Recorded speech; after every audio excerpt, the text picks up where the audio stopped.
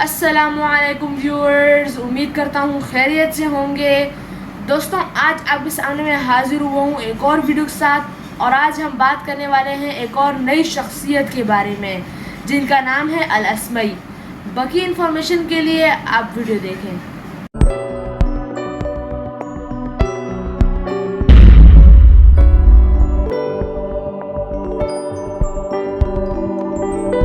الاسمعی مکمل نام ابو سعید عبد الملک ابن قریب الاسمعی، لاطینی اور انگلش میں نام الاسمعی۔ پیدائش 739 بصرہ، وفات 831 بصرہ۔ سائنسی شعبے: فطری علم اور علم الحیوانات۔ اہم سائنسی تصانیف: کتاب الخیل اور کتاب الوحوش۔ عرب محقق اور ماہر لسانیات جو فطری سائنس اور علم الحیوانات کے بنیاد ڈالنے والوں میں سے ایک تھا، اسے پہلا ایسا مسلم سائنسدان خیال کیا جاتا ہے جس نے جانوروں پر تفصیلی تحقیق کی۔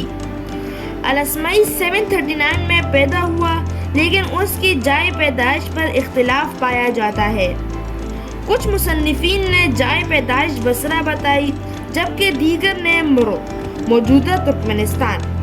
ہر دو صورتوں میں وہ انشاء پردازی کے بصری مکتبہ فکر کا نمائندہ اور الخلیل احمد اور ابو عمرو بن علا کا شاگرد تھا۔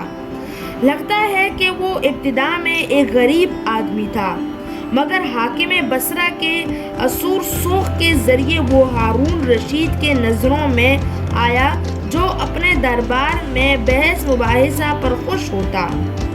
اس نے الاسمعی کو اپنے بیٹوں الامین اور المامون کا اتعلیق بنا لیا۔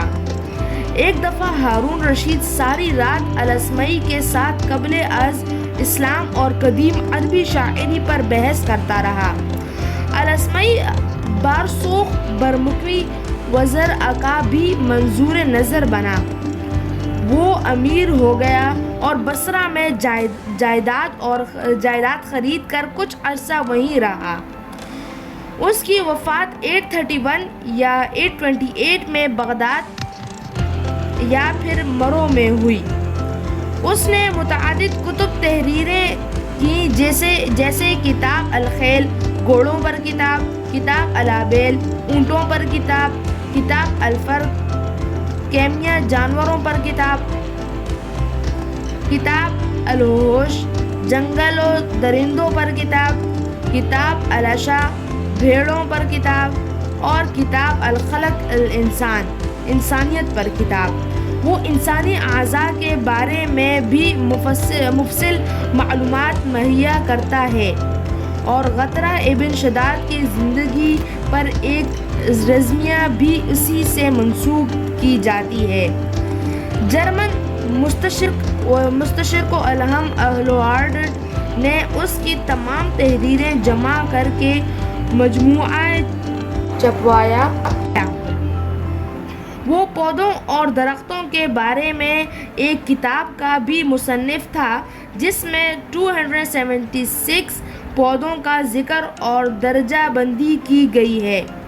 وہ جزیرہ نمایاں عرب کے مختلف حصوں میں اگنے والے تمام پودوں کے نام تحریریں کرتا ہے۔